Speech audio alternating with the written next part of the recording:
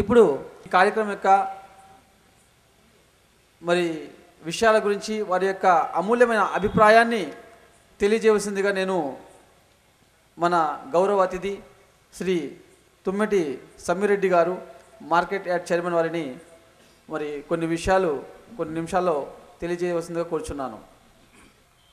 వేదిక పైన ఉన్నటువంటి షఫీ గారు కానీ అలాగే సిరాజ్ రెహమాన్ ఇలాంటి మంచి సందేశాత్మకమైన శాంతి సందేశానికి విచ్చేసిన ముస్లిం సోదరులకు మరియు హిందూ సోదరులకు మరియు క్రైస్తవ సోదరులకు మహిళా సోదరులందరికీ మంచి వాతావరణంలో అందరికీ నమస్కారం తెలియజేస్తూ, ముఖ్యంగా ఈ ప్రశాంత వాతావరణంలో ప్రజల మధ్య సమాజంలో ఎలాగా ఉండాలి, ఏ కుల మతం అయితే ఎలాగ ఉన్నదో ఆ మతాలకు అతీతంగా మరి ఇప్పుడు భగవద్గీత కానీ ఖురాన్ కానీ మరి బైబుల్ కానీ అందులో ఉన్న దాదాపు శతాబ్దాల కాలం నాటి నుంచి వస్తున్న అరాచకాలను గురించి చాలా క్లుప్తంగా మళ్ళీ అందులో ఈ రెహమాన్ గారు కానీ మంచిగా తెలుగులో అనువాదించి శాంతి సందేశం అంటే మరి ఇక్కడ సభ పెట్టుకుంటాము అన్నప్పుడు కొంచెం సందేహం కూడా వచ్చింది.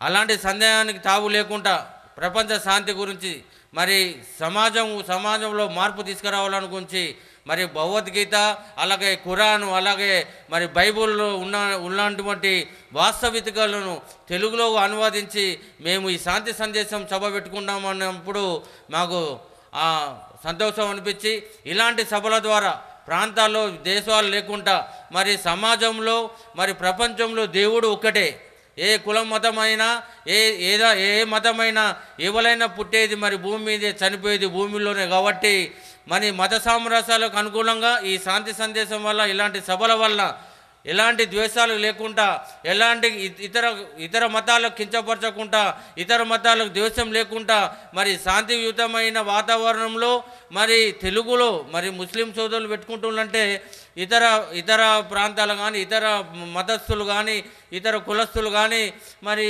ఈ సమావేశం ఎలా ఉంటుంది, మరి వీళ్ళు తెలుగులో ఎలా చెప్పగలుగుతారు, ఎందుకు అర్థమవుతుందని చాలా సందేహాలు ఉంటాయి.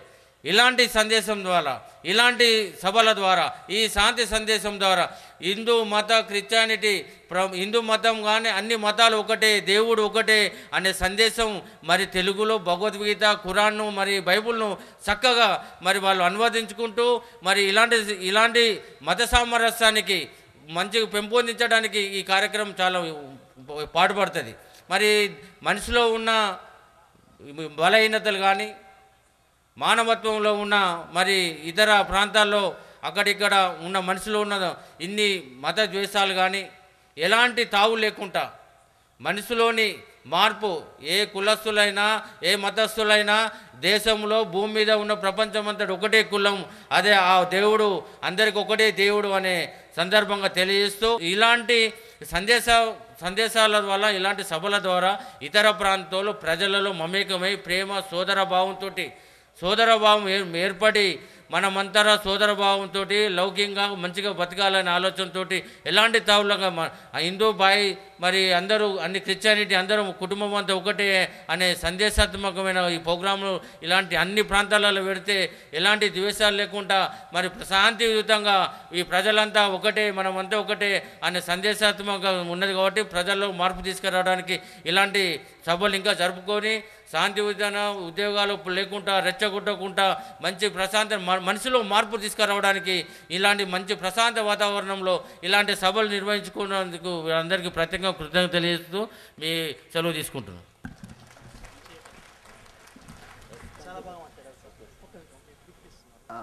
మన సోదరులు గౌరవనీయులు శ్రీ తుమ్మిటి సమ్మిరెడ్డి గారికి దివ్య ఖురాన్ గ్రంథం యొక్క తెలుగు తర్జుమాను మరియు సోదరుడు సిరాజ్ రెహమాన్ గారి యొక్క డివిడీస్ని ప్రజెంట్ చేస్తుందిగా మరి సోదరుడు షఫీ గారిని నేను కోరుచున్నాను.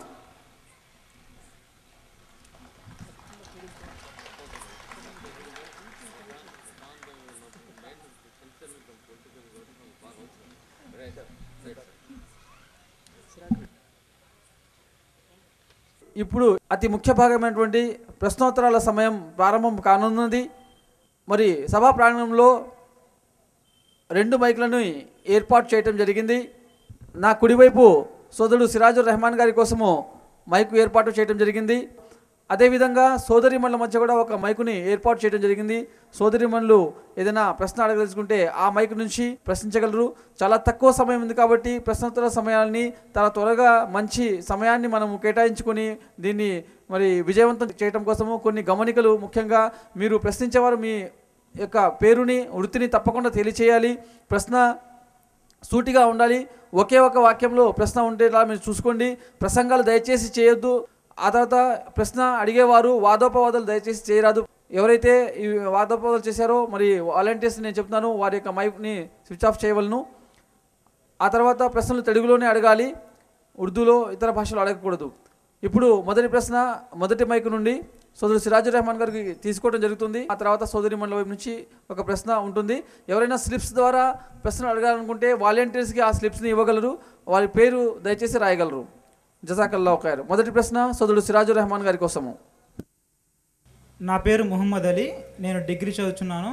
నా ప్రశ్న ఏమిటంటే, ముస్లిం సోదరులు దర్గాలో రొట్టెల పండగ చేస్తుంటారు, అసలు ఇది ఇస్లాంలో ఉందా? ఇది నా ప్రశ్న.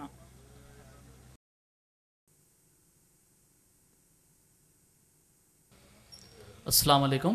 సోదరుడు మొహమ్మద్ అలీ గారు ప్రశ్నించారు, ముస్లిం సోదరులు కొంతమంది దర్గాల వద్ద రొట్టెల పండుగని జరుపుకుంటుంటారు, మరి ఇస్లాంలో ఇది ఉందా అని అడిగారు. సోదరు మహాశయులారా, సర్వలోకాల సృష్టికర్తనటువంటి అల్లాహ్ పంపించినటువంటి అంతిమ నిబంధన దైవ గ్రంథం, ఈ చిట్ట చివరి దైవ గ్రంథం ఖురాన్. ఈ ఖురాన్లో సృష్టికర్తన దైవం ముస్లిం సోదరులు జరుపుకునేటటువంటి రెండు పండుగల్ని తెలియసాడు. అది ఒకటి ఈదుల్ ఫిత్ర్, దీన్ని రమదాన్ పండుగ అంటారు. రెండు ఈదుల్ అజ్హా, ఇది దీని వాడుక భాషలో బక్రీద్ అని అంటారు. ఈ రెండు పండుగలు కాకుండా ఎవరైతే పీర్ల పండుగని, మొహరం పండుగని, రొట్టెల పండుగని జరుపుకుంటారో ఇవన్నీ కూడా ధర్మానికి వ్యతిరేకమైనటువంటి విషయాలు. మరి సోదరుడు అడిగినటువంటి ప్రశ్న ఏదైతే ఉందో రొట్టెల పండుగకు సంబంధించి మనం తెలుసుకున్నప్పుడు, మొన్నే ఈనాడు పేపర్లో, ఆ తర్వాత ఆంధ్రజ్యోతి పేపర్లో కూడా, టీవీ 9లో కూడా మరి వారు తెలియచేశారు. నెల్లూరు జిల్లా, ఆంధ్ర రాష్ట్రంలోని నెల్లూరు జిల్లా సముద్రానికి దగ్గరలో ఉన్నటువంటి ప్రాంతం, అది ఒక అందమైనటువంటి పట్టణము. అయితే అక్కడ రొట్టెల పండుగ పేరు మీద ప్రతి సంవత్సరము మతాలకు అతీతంగా 10 నుండి 15 లక్షల మంది ప్రజలు వెళ్ళి ఆ రొట్టెల పండుగ జరుపుకుంటారు. వాస్తవానికి ధర్మంలో లేదు. వారు చెప్పేటటువంటి విషయం ఏంటంటే, 1200 సంవత్సరాల క్రితం 12 మంది అరబ్బు షేకులు ఈ భారతదేశానికి వచ్చేసి ఆ నెల్లూరు ప్రాంతంలో, ఆ సముద్ర తీర ప్రాంతాల్లో వారు కుల మతాలకు అతీతంగా మానవతా సందేశాన్ని అందజేశారని వారు నమ్ముతారు. ఆ తర్వాత వారు అలా సందేశం అందజేస్తూ షహీద్ అయిపోయారు, అంటే వీర మరణం పొందారు. ఆ వీరమరణం పొందిన తర్వాత ఆ నెల్లూరులో ఒక నది ప్రక్కనే వారిని సమాధి చేయడం జరిగింది. ఆ సమాధి చేసిన తర్వాత ఆ కొన్ని రోజులు గడిచిపోయిన తర్వాత కొంతమంది ఏం చేశారంటే వారిని దర్గాగా మార్చివేశారు. అక్కడ నుండి ఆరాధన అనేది, మొక్కుబడులు అనేవి ప్రారంభమైపోయాయి. ఈ విధంగా రొట్టెల పండుగ అనేది కూడా ఉనికిలోకి వచ్చింది.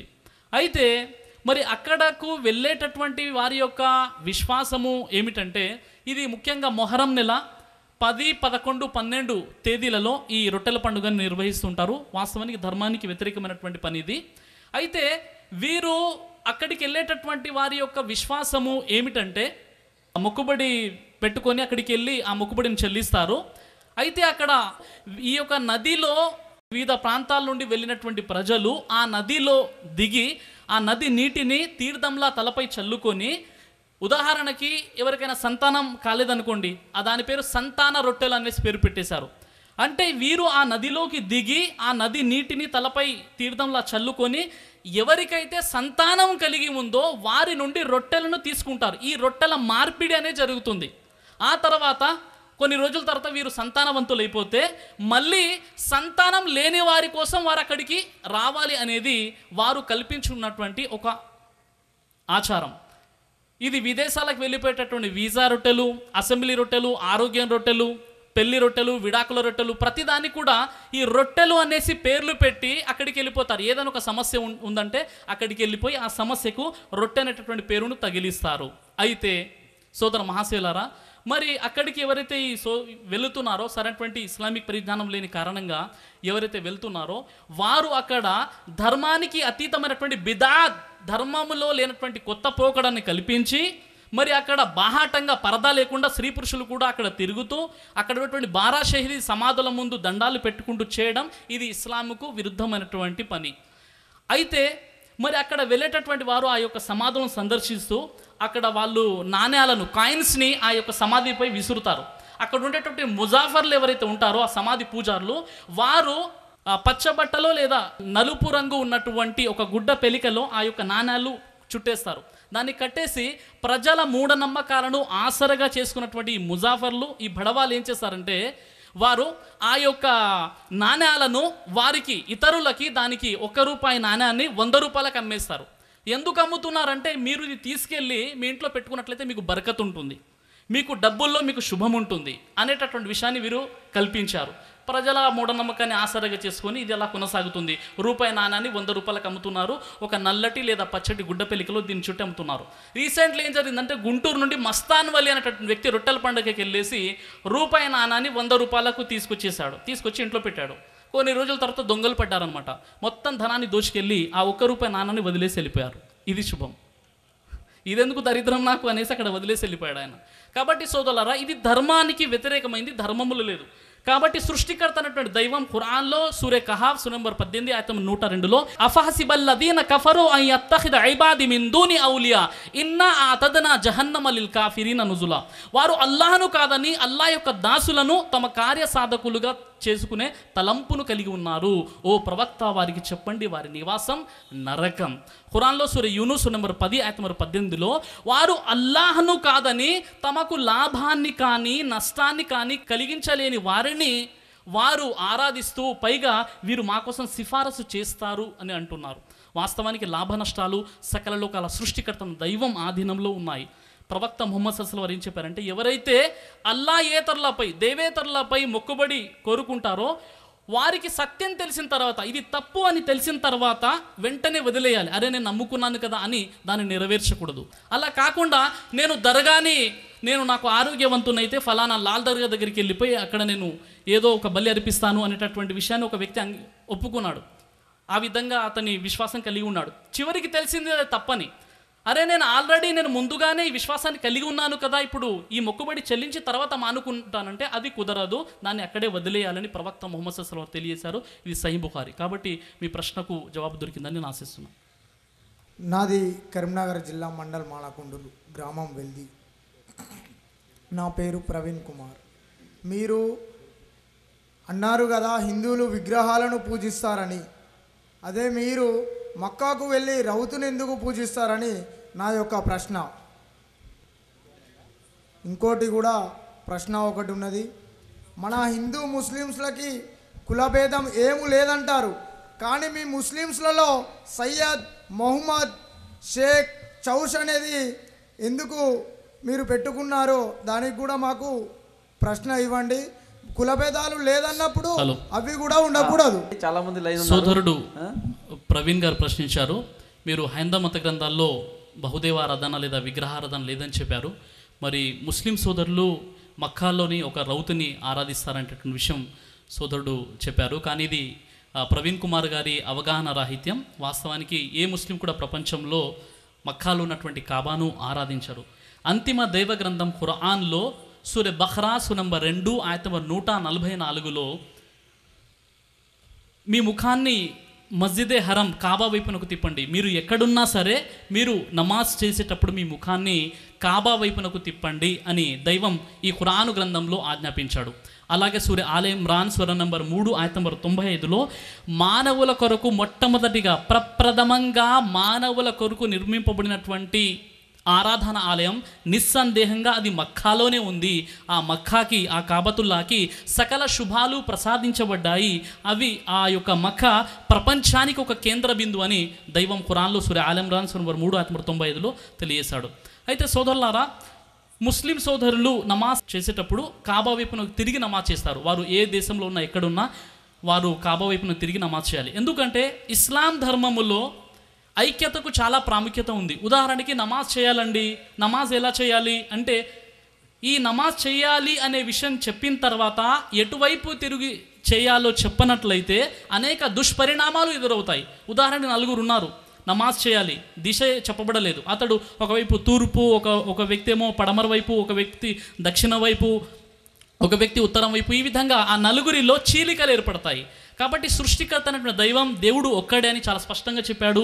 ఆ ఒక్క దైవాన్ని ఎలా ఆరాధించాలో కూడా అల్హమ్దుల్లా ఇస్లాం ధర్మం తెలియసింది. కాబట్టి ముస్లిం సోదరులు కేవలం ఒక దిక్కుగా భావించి కాబా వైపునకు తిరుగుతారు, కానీ ఎవరు కూడా కాబతుల్లాని ఆరాధించరు. మరో విషయం ఏంటంటే, మరి ముస్లిం సోదరులు మొట్టమొదటిగా ప్రపంచ పటాన్ని చిత్రీకరించారు. 1154లో అల్ ఇద్రూసి అనేటటువంటి వ్యక్తి ప్రపంచ చిత్రపటాన్ని చిత్రీకరించడం జరిగింది. అప్పుడు ఈ చిత్రీకరించినప్పుడు సౌత్ పోల్ పైకి ఉండి నార్త్ పోల్ క్రిందికి ఉన్నప్పుడు మక్కా భూభాగంలో మధ్యలో ఉండేది. ఆ తర్వాత పశ్చిమ శాస్త్రవేత్తలు ఏం చేశారంటే ఈ సౌత్ పోల్ని క్రిందికి పెట్టి నార్త్ పోల్ని పైకి పెట్టారు. అల్హమ్దులిల్లా. అయినప్పటికీ కూడా అల్లా యొక్క కారుణ్య కటాక్షాల వల్ల ఇప్పుడు కూడా పూర్తి ప్రపంచానికి మక్కా అనేది కేంద్ర బిందువుగా ఉంది. ఇది సృష్టికర్త అయినటువంటి దేవుని యొక్క ఔన్నత్యం. మరో విషయము, ప్రవక్త ముహమ్మద్ సల్లల్లాహు అలైహి వసల్లం వారి కాలంలో ఎంతోమంది సహాబాలు మక్కాలో ఉన్నటువంటి కాబతుల్లా పైకి ఎక్కి తమ కాళ్ళతో నిలబడి అజాన్ ఇచ్చేవారు. ఉదాహరణకి హైందవ సోదరులు ఉన్నారు, గుడి గోపురాలకు వెళ్తారు, ప్రతిమలను ఆరాధిస్తారు. ఏ హైందవ సోదరుడు కూడా తాను దైవంగా భావించేటటువంటి ప్రతిమపై కాళ్ళు పెట్టి నిలబడడు. ఎందుకు? అతని విశ్వాసము అది దైవం అని భావిస్తున్నాడు. మరి ఇక్కడ ముస్లిం సోదరులు ఒకవేళ ఆ రౌతుని దైవంగా భావించినట్లయితే వారు తమ పాదాలతో దానిపైకి ఎందుకు ఎక్కుతారు? కాబట్టి ఏ ముస్లిం కూడా ఆ కాబతుల్లాని దైవంగా భావించడు. మరో విషయం, హజరత్ ఉమర్ రజియల్లాహు తాలా అన్హు వారు మరి ప్రవక్త సల్లల్లాహు అలైహి శిష్యులో ఒక అగ్రగానుడైనటువంటి శిష్యుడు. ఈయన ఆ యొక్క హజ్రే అస్వద్ అనేటటువంటి ఒక రాయిని ముద్దాడుతూ చెప్పినటువంటి విషయం ఏంటంటే, ఓ రాయి, నీవు నా దృష్టిలో కేవలం ఒక రాయి మాత్రమే. సృష్టికర్త అన్నటువంటి దైవం యొక్క చిట్టచిరి ప్రవక్త ముహమ్మద్ సల్లల్లాహు అలైహి వసల్లం వారు ఈ రాయిని ముద్దాడుతుండగా నేను చూశాను, కాబట్టి నేను ముద్దాడుతున్నాను. నీలో లాభ నష్టాలు ఏమీ లేవు, ఇది నా విశ్వాసం అని హజరత్ ఉమర్ రజియల్లాహు వారు కూడా తెలియజేశారు. మరి ఈరోజు మన హైందవ సోదరులు ఎవరైతే ఉన్నారో వారు ప్రతిమల్ని ఆరాధించేటటువంటి సోదరులు ఎవరు కూడా ప్రతిమల్ని తమ కాళ్ళతో తొక్కరు, కాళ్ళతో నిలబడరు. ఎందుకు? అతని దేవుడిగా భావిస్తున్నారు. ముస్లిం సోదరులు ఆ విధంగా ఆ మక్కాలో ఉన్నటువంటి రౌతుని, ఆ యొక్క కాబతుల్లాని ఎవరు కూడా దైవంగా భావించట్లేదు. వారి కేవలం ఏంటంటే ఒక దిక్కుగానే భావిస్తున్నారు. మరో విషయం ఏంటి, కొంతమంది సోదరులు సరైనటువంటి పరిజ్ఞానం లేని కారణంగా వారు చెప్పే విషయం ఏంటంటే, మరి అక్కడ మక్కాలో శివలింగం ఉందని చెప్తారు. శివలింగం లాంటివి ఏమీ లేదండి. అసలు శివలింగం అనేటువంటి పదాన్ని మీరు చూసినప్పుడు మరి సత్యార్థ ప్రకాశంలో స్వామి దయానంద సరస్వతి పేజ్ నెంబర్ 19లో చెప్పినటువంటి విషయం ఏంటంటే, శివ అనే పదం శివ్ అనే ధాతువు నుండి ఏర్పడింది. దీని అర్థము సుఖాన్నిచ్చేవాడు, ఆనంద స్వరూపుడు. లింగ్ అంటే గుర్తు, అంటే ఆ ఆనంద స్వరూపుడైనటువంటి దైవం యొక్క గుర్తు అనేటటువంటి విషయాన్ని హిందూ మత పండితులే అంగీకరించారు. కాబట్టి ఏదైతే శివలింగం అనగానే మనకు ఒక ఆకారం కనబడుతుందో అలాంటి ఆకారం కాదు. మరి వేదవ్యాస్ IAS PhD కలియుగాంతం కాలజ్ఞానం ఈయన చెప్పిన విషయం ఏంటి, మక్కేశ్వర లింగ దేవాలయం అని చెప్పారు. మరి కొంతమంది ముస్లిమేతర సోదరులు సరైనటువంటి ఇస్లామిక్ పరిజ్ఞానం లేని కారణంగా, గ్రంథాల అవగాహన లేని కారణంగా వారు అక్కడ మక్కలో శివుడు ఉంటాడు, శివుడి విగ్రహం అనేసి ఇలాంటి భావనలు కలిగి ఉన్నారు. ప్రవక్త ముహమ్మద్ సల్లల్లాహు అలైహి వారి కాలంలో 360 విగ్రహాలు అక్కడ ఉండేవి. వారికి సత్యం తెలిసిన తర్వాత ఈ ప్రతిమలన్నిటినీ తీసేసి సర్వానికి సృష్టికర్త ఒక్కడే ఉన్నాడు అనేటటువంటి విశ్వాసాన్ని వారు కలిగి ఉన్నారు. కాబట్టి ముస్లింలు ఎవరు కూడా కాబతుల్లాని, అక్కడ ఉన్నటువంటి కాబతుల్లాని ఎవరు కూడా దైవంగా భావించరు, కేవలం అదొక దిక్సూచిగా మాత్రమే భావిస్తారు. కాబట్టి సోదరుడు ప్రవీణ్ ఈ యొక్క ప్రశ్నకు సమాధానం దొరికిందని ఆశిస్తున్నాను. మరి ఇస్లాం ధర్మములో ముస్లిం అనేటటువంటి పదం ఏదైతే ఉందో, హువ సమ్మాకుముల్ ముస్లిమీన్, పూర్వం కూడా అల్లా మీ పేరు ముస్లిం అని పెట్టాడు. సూర్య అల్హజ్లో ఉన్నటువంటి విషయం. సూర్య ఆల్ ఇమ్రాన్ సూర 3:102లో యా అయ్యుహల్లదీన ఆమనుత్తకుల్లా హక్క తుకాతిహి వలా తమూతున్న ఇల్లా వ అంతుం ముస్లిమూన్, మీరు అల్లాహకు ఏ విధంగా భయపడాలో ఆ విధంగా భయపడండి, ముస్లింలుగా తప్ప మీరు మరణించకండి. అల్లా ముస్లిం అనేటటువంటి పేరు పెట్టాడు. కాబట్టి ఇప్పుడు మీరు అడిగినటువంటి ప్రశ్న, రెండో ప్రశ్న, షేక్, సయ్యద్, పఠాన్, ఆ తర్వాత ఎవరైతే ఈ పేర్లు ఉన్నాయో అది కేవలం వారు ఒక ఐడెంటిఫికేషన్ కోసం పేర్లు పెట్టుకున్నారు. కానీ వాస్తవానికి ఈ షేకులు, సయ్యద్దులు, పఠాన్లు అనేటటువంటి భావనే ఇస్లాంలో లేదు. అది కేవలం ఒక వారి యొక్క ఇనిషియల్ పేరుగా వారు పెట్టుకుంటారు. కానీ షేక్ అనేది ఒక గోత్రం, పఠాన్ అనేది ఒక వర్గం, ఆ తర్వాత సయ్యద్ అనేది ఒక కులం అనేసి ఇస్లాంలో లేదు. ఇస్లాంలో అందరూ కూడా విశ్వాసులు. కానీ ఈ పేర్లు ఏవైతే ఇనిషియల్గా పెట్టుకున్నారో ఇది కూడా ధర్మం ప్రకారంగా పెట్టుకునేటటువంటి అనుమతి ఇస్లాంలో లేదు. ఇస్లాం సమస్త మానవాళికి దేవుడు ఒక్కడే అంటుంది, ఆ ఒక్క దైవాన్ని ఆరాధించమని చెబుతుంది. ఆరాధించే వారందరూ కూడా ముస్లిం అంటే దైవ విధేయులు, ఇంగ్లీష్లో చెప్పాలంటే ఒబీడియంట్ టు గాడ్.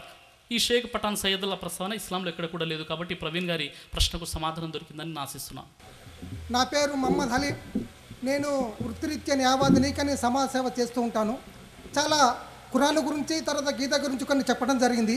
అసలు ఖురాన్ యొక్క ఉద్దేశం ఏంది, గీత యొక్క ఉద్దేశం ఏంది, గీత ఎప్పుడు అవతరించి, ఖురాన్ ఎప్పుడు అవతరించింది, అది ఈ ఖురాను తర్వాత భగవద్గీత ప్రపంచ జనాభాలో ఈ మత సాంస్కృతిక పాత్ర ఏమిటి అనే విషయాల గురించి తెలుసుకోవాలనే సంకల్పం ఉన్నది.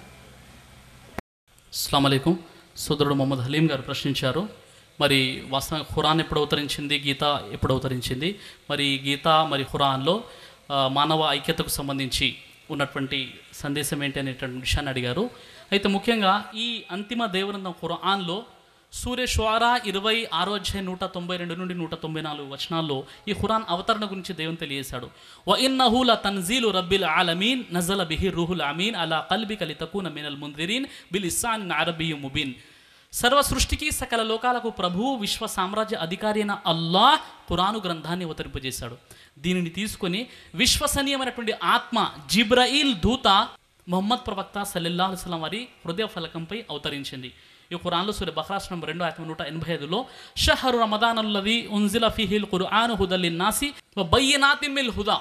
ఈ పవిత్ర గ్రంథము రమదాన్ మాసంలో అవతరించింది. ఇది సమస్త మానవుల కోసం మార్గదర్శకమని దైవం ఖురాన్లో చెప్పాడు. కానీ ఈ భగవద్గీత గ్రంథం ఏదైతే ఉందో, భగవద్గీత గ్రంథము ఎప్పుడు, ఎక్కడ, ఎవరిపై అవతరించింది అనేటటువంటి ప్రస్తావన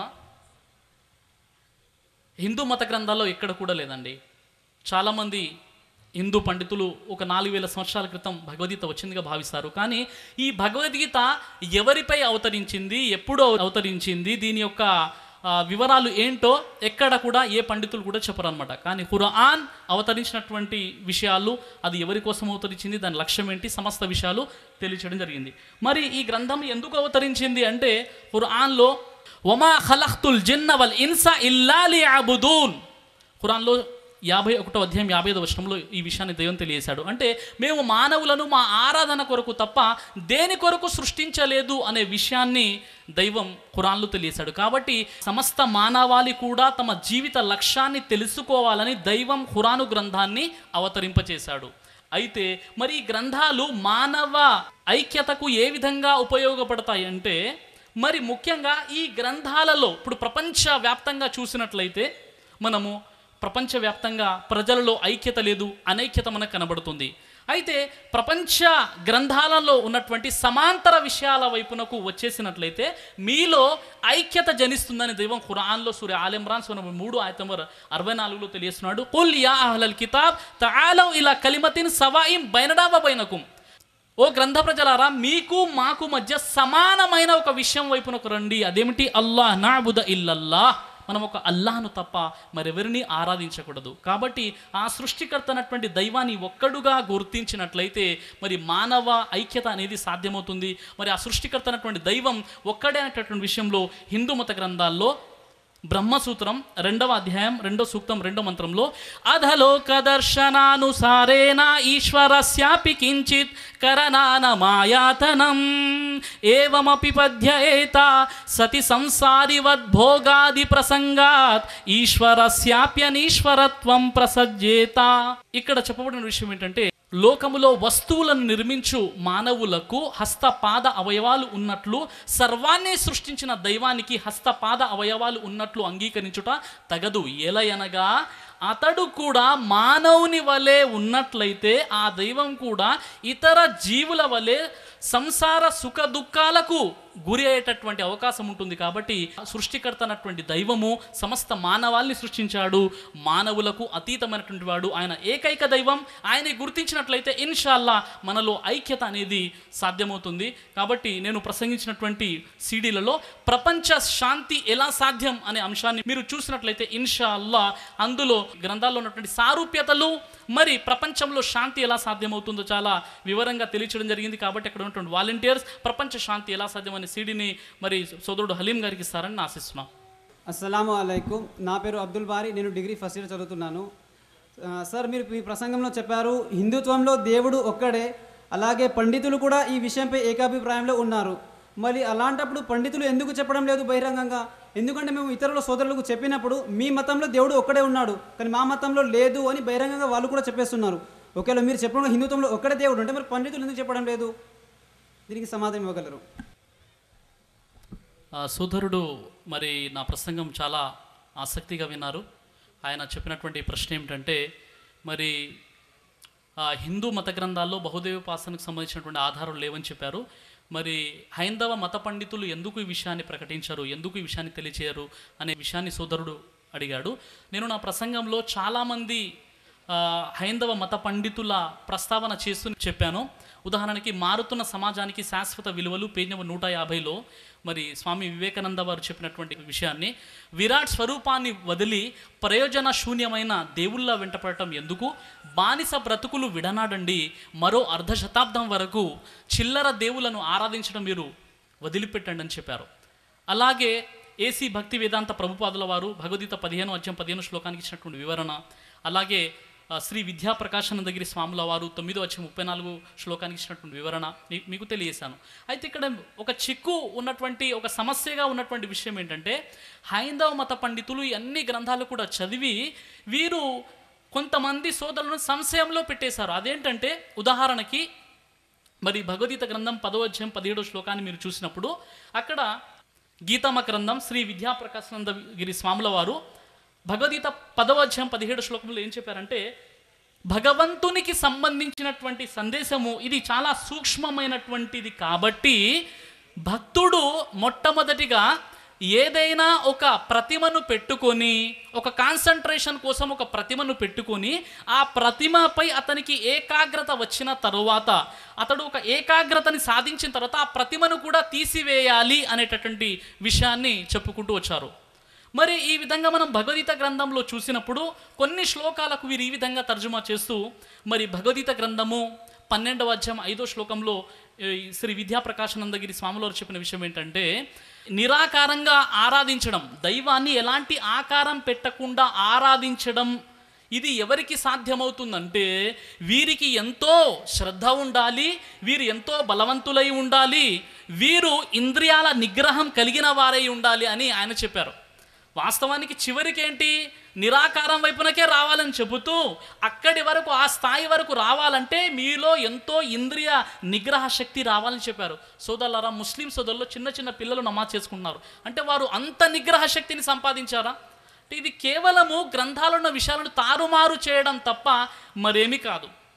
ఎందుకంటే భగవద్గీత గ్రంథం 10:17 శ్లోకంలో భగవంతునికి సంబంధించినటువంటి విషయాలు అతి సూక్ష్మంగా ఉంటాయి కాబట్టి దాసుడు మొట్టమొదటిగా ఏదైనా ఒక ప్రతిమను పెట్టుకొని చివరికి ఆ ప్రతిమను కూడా తీసేసి నిరాకారంగా దైవాన్ని ఆరాధించాలి అని హిందూ మత పండితులు చెప్తున్నారు. కానీ హిందూ మత గ్రంథాల్లో ముండకోపనిషత్తు 3వ ముండకం 1వ ఖండం 8వ మంత్రాన్ని చూసినప్పుడు ఆ పరబ్రహ్మమును నిరాకారముగా ఆరాధించువాడు మాత్రమే పరబ్రహ్మమును పొందుతున్నాడు అని చెప్పడం జరిగింది.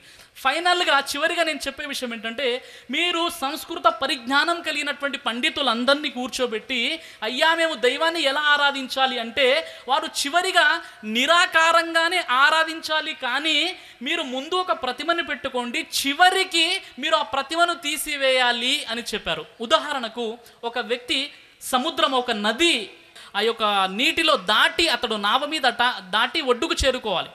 అయితే అతడు ఆ నదిలో, ఆ నావలోని కూర్చొని అతడు అలా ప్రయాణం చేస్తూ చేస్తూ ఆ ఒడ్డు వరకు వెళ్ళి మళ్ళీ తిరిగి వచ్చేస్తున్నాడు. అతని గమ్యం ఏంటి, అతని లక్ష్యం ఏంటంటే అతడు ఆ యొక్క ఒడ్డుకు చేరుకోవాలి, కానీ అతడు అక్కడికి వెళ్ళి ఇలా వచ్చేస్తున్నాడు.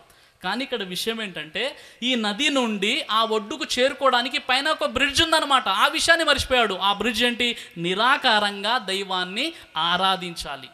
మరి ఈరోజు ఎంతోమంది ముస్లిమేతర సోదరులు, హిందూ సోదరులు పామర వర్గం నుండి పండిత వర్గం వరకు అందరూ చాలా వరకు తెలిసిన విషయం ఏంటి, మేము విగ్రహం కేవలం నిగ్రహం కోసమే పెట్టుకుంటున్నాము, చివరికి మా లక్ష్యం ఏంటి, నిరాకారంగా ఆరాధించాలి.